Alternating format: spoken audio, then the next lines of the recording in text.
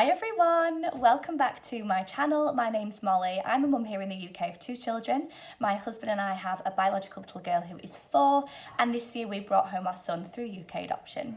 Today's video is about how me and my husband actively try to build an attachment and bond with our little man in the early days of placement. So I'm talking about 5 to 6 months into placement. We had 2 weeks of introductions, really long 13-hour days, very intense. But after 2 weeks, we brought him home, and the first few weeks were bliss. They were absolutely great. We really tried to do a lot of attachment activities with him, separately, together as a family of 4, and it seemed to have helped him settle a lot. Now, I do just want to say that we were advised that often children, when they first come home, they have what's called a honeymoon period. A lot of children in care are known to have a honeymoon period when they first move placements, whether that's to a foster placement or if they are coming home through an adoption placement. And that basically looks like a child trying to fit in and please their caregivers in the efforts to make them like them more. And then after that honeymoon period is passed and that child is starting to feel a little bit safer, that is when they can try and test some of the boundaries, test the caregiver's loyalty, and some of the attachment behaviour can really start to show through. Before we brought home our little boy, we did try and start some initial attachment work, or put some kind of foundations in place to help us once we started introductions. So if you haven't watched my transition items video, you will not know that we had what we call an attachment surrogate. We bought one of those Jellycat bunnies, and my husband and I slept with that either down my top or down his top for about a couple of months so that we could transfer our smell onto that bunny. And that bunny then went to foster carers' home a couple of weeks before introductions so the little man could get used to our smell. We didn't change perfumes, we didn't change scents in the home, nothing. So the smell was consistent from when he had that bunny at foster carers' house to when he first came home. We did that in the hope that little man would feel some sort of comfort when he moved home, that the smell he'd smell on that bunny around his foster carer, with his foster carer, he would associate with us and hopefully feel a little bit safer in the very, very early days of placement. The first thing that we did to promote early bonding and attachment was we treated him as if he was a newborn. And I've read this in many, many books for adopters, to treat any child of any age like a newborn. There's a really good chance that any child of any age can go back in their routine, or regress as we call it. So our little man, for example, wanted to be rocked to sleep, and this was not something that he had in his routine. It's not something that we did in his routine in introductions, but we snuggled him, we fed him his milk with eye contact, we gave him endless amounts of cuddles. You could never ever cuddle a child too much, especially when they've just moved home, and if they're obviously comfortable with touch, give them as much love as possible. And this is something that we did all the time. We ensured that as soon as he was unsettled or was showing a little bit of distress, that we attended to his needs straight away so that he felt he could depend on us and that we were reliable caregivers. If he got up in the middle of the night, both myself and my husband in the early days of placement would both go in his bedroom together to comfort him. It wouldn't just be me on my own, it wouldn't just be my husband on his own. We made a really conscious effort to approach that together so that he could get used to the idea of me as mummy and my husband as daddy, meeting his needs and soothing him. We also did the wake up and bedtime routine together for probably the first 4 weeks.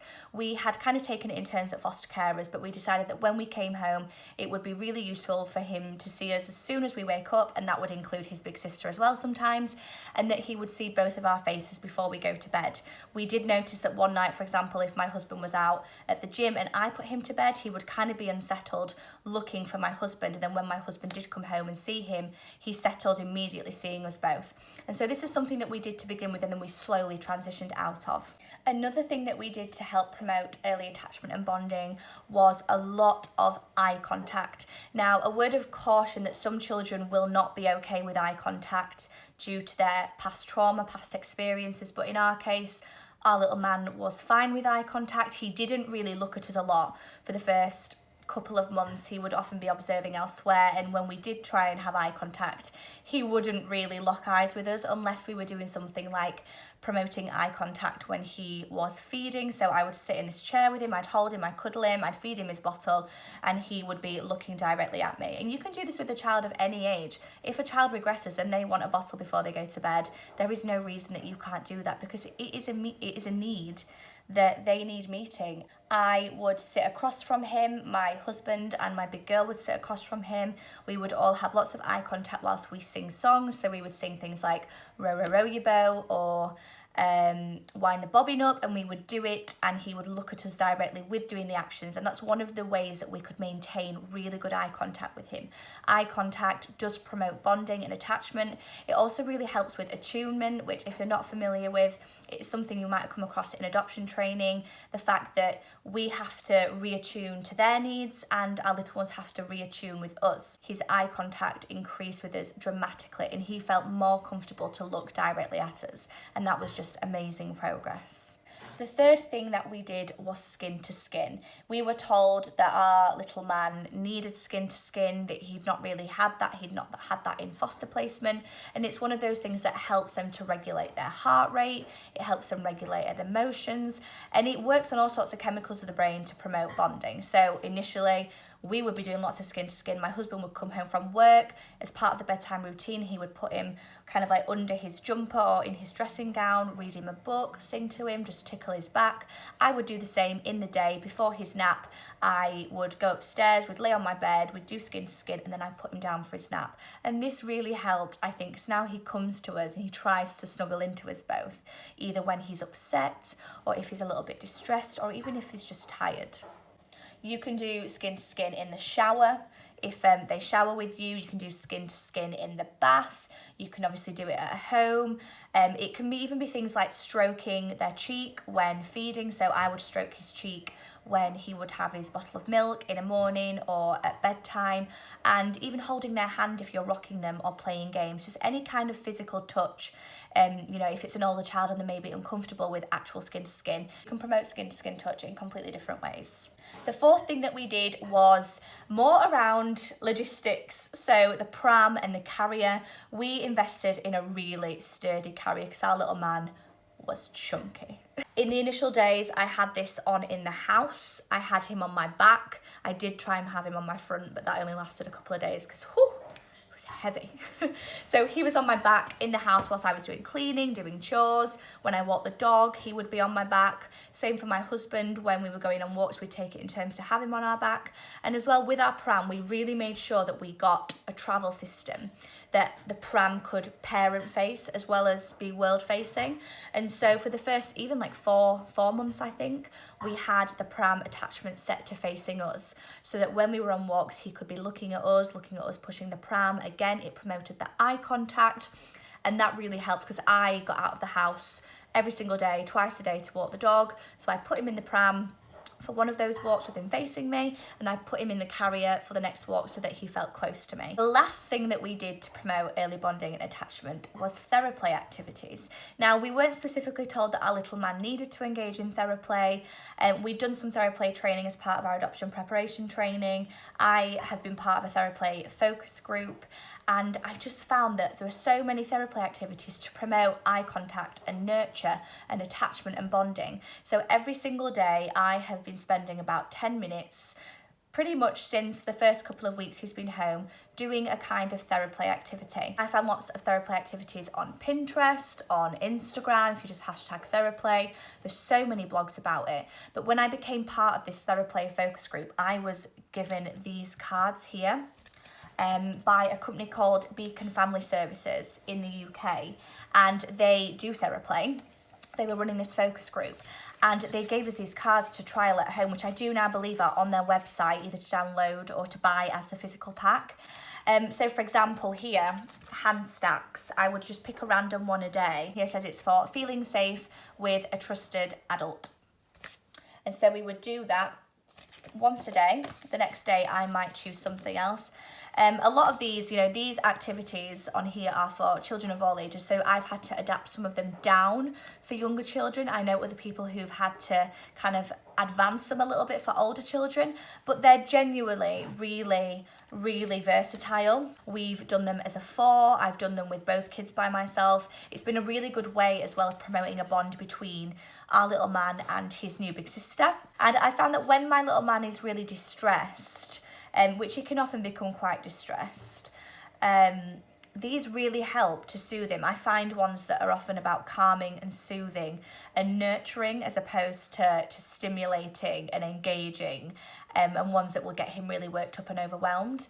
So I can highly recommend these. I will link them down below because I have just lived off of these. As well as Theraplay, we've done lots of sensory activities. My husband is huge on sensory and messy play.